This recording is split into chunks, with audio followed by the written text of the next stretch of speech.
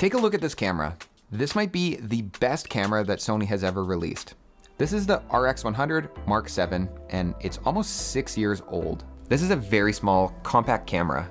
It's technically even smaller than my cell phone. So I recently went on a trip to Portugal and Italy, and this camera was my go-to camera.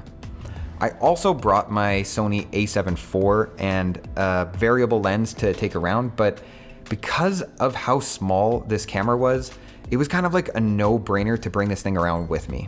I would consider Fuji X100 cameras small, and this camera is even smaller than those.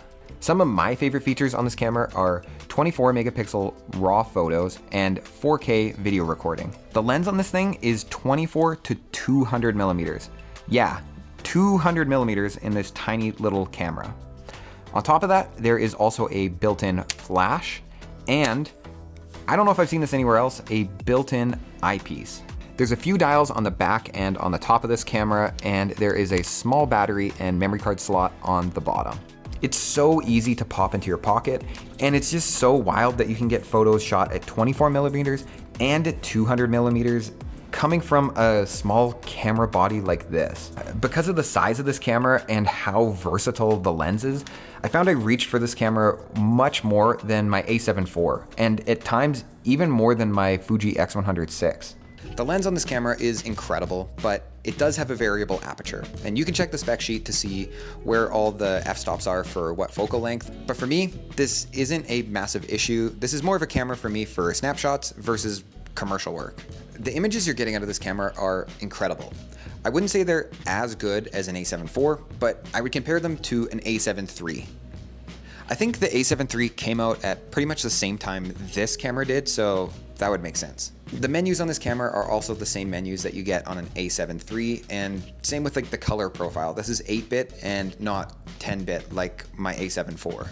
I will say it is incredible that this camera has S-Log and HLG. HLG is my favorite picture profile to shoot in, and I found that I can make this footage look pretty much the same as my a7 IV footage, except for in low light.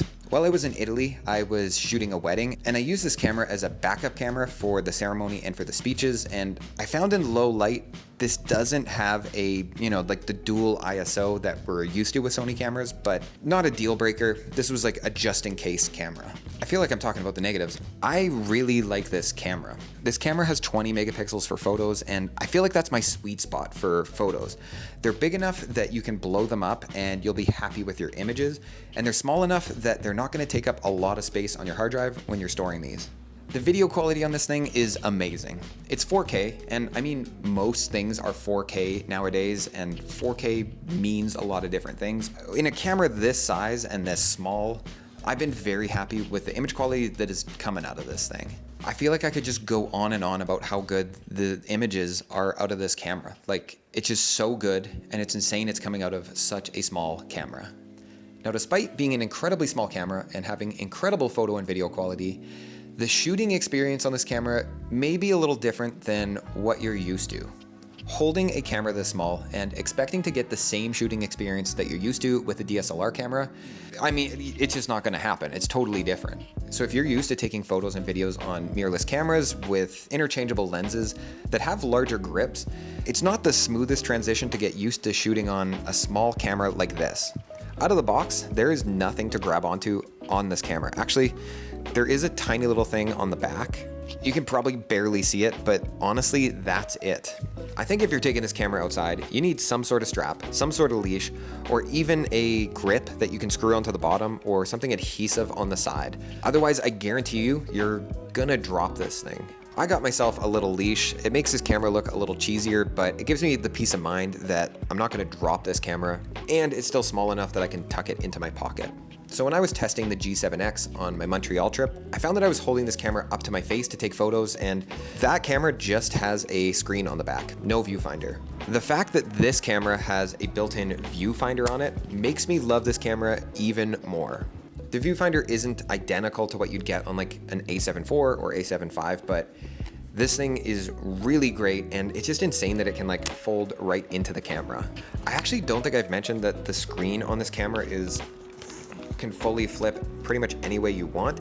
It's not quite the same as on the a7 IV or on the a7 V where it can flip towards you, but if you do want to film yourself, you can flip it all the way up and see yourself. I find this is great if you're a street photographer and you want to shoot low and you still want to see what you're shooting, or if you're like a content creator and you want to get photos of yourself, or if you're vlogging. Speaking of vlogging, this might be the perfect vlogging camera. This is actually what it sounds like. I can see myself on the little monitor up here, and I'm holding the camera and it's at 24 millimeters, and this is what it's looking like if I'm walking. And now I've got a microphone plugged into the side of the camera, and the receiver's just dangling off the side of the camera because there's no hot shoe on this camera. But how's this audio sound compared to the built-in audio? Because this camera's got a mic jack and we can use wireless microphones, I can step a lot farther back from the camera and not have to worry about the audio. Yeah, there is an audio jack on the side of this thing, and I don't know if the G7Xs even have that option available. If you did want to put a shotgun mic on the side of this thing, I know there's cages you can buy that screw into the bottom and give you a cold shoe mount on the side of this camera. I don't know if 24 millimeters is the best focal length for vlogging yourself. Maybe you need a little tripod or something on the bottom of this to pull it just a little bit farther away from you, but honestly, I'm more of a fan of putting your camera on a tripod and talking to it so you can change the distance easily. I'd like to make the case that this camera might be the best camera to bring on a vacation. I don't know what your vacations look like, but on mine, I want to capture what I'm doing on the vacation at a high enough quality that I'm happy afterwards. But I also don't want to be bringing around a large camera and have the gear that I'm taking get in the way of my experience. The size of this camera can't be beat. The focal range is incredible, especially for its size, and the quality of the images and photos that are coming out of this are extremely acceptable in my opinion. And there's a flash. I know how much people love flashes.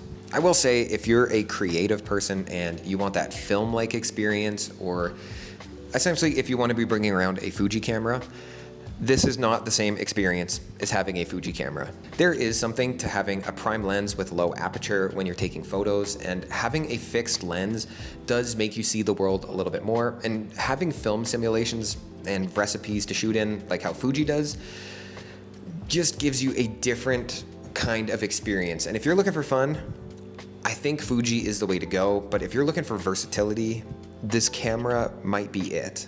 Another thing that the Fuji cameras have going for them is the film recipes. If you don't want to edit your photos, you can do that with a Fuji camera.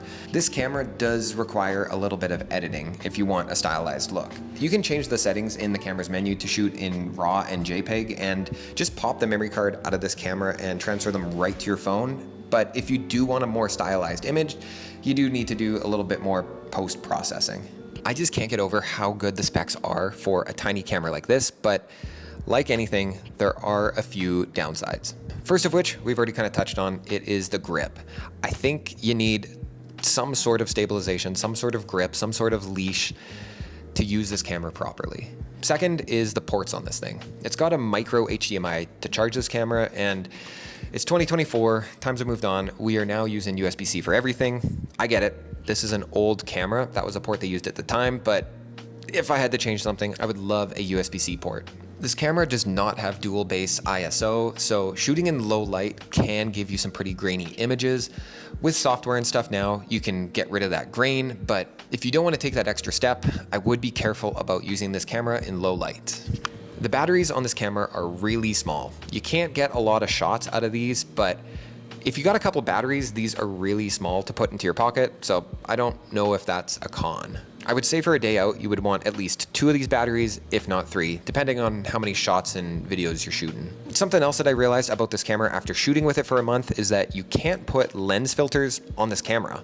There's no filter thread on the front of this lens. Maybe you can like glue or tape something or jerry-rig something onto the front of here, but if you need an ND or some sort of mist or diffusion filter, you're not gonna get it. I believe the previous versions of the RX100 actually had an ND filter built right into it, but because the lens configuration has kind of like changed on this, they needed to make a sacrifice. There's no ND in here anymore.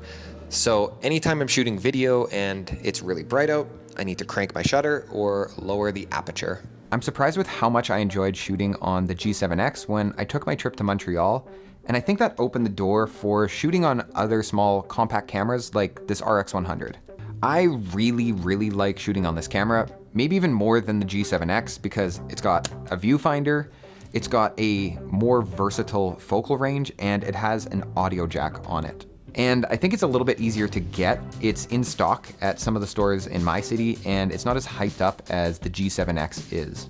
Right now, I've got the iPhone 16 Pro, and a lot of the features that I like in this camera, raw photos, versatile focal range, good audio, great video, are actually in the iPhone 16 and 15 series. But I think it's worth mentioning that a lot of the features on these small dedicated cameras are on our cell phones, but I do think there's still merit in having a small physical camera. I've really enjoyed my experience using this camera, and this might be the best travel camera to bring around with you. Thanks for watching. My name's Davey, and thanks for letting me spill the gravy. We'll see you in the next one.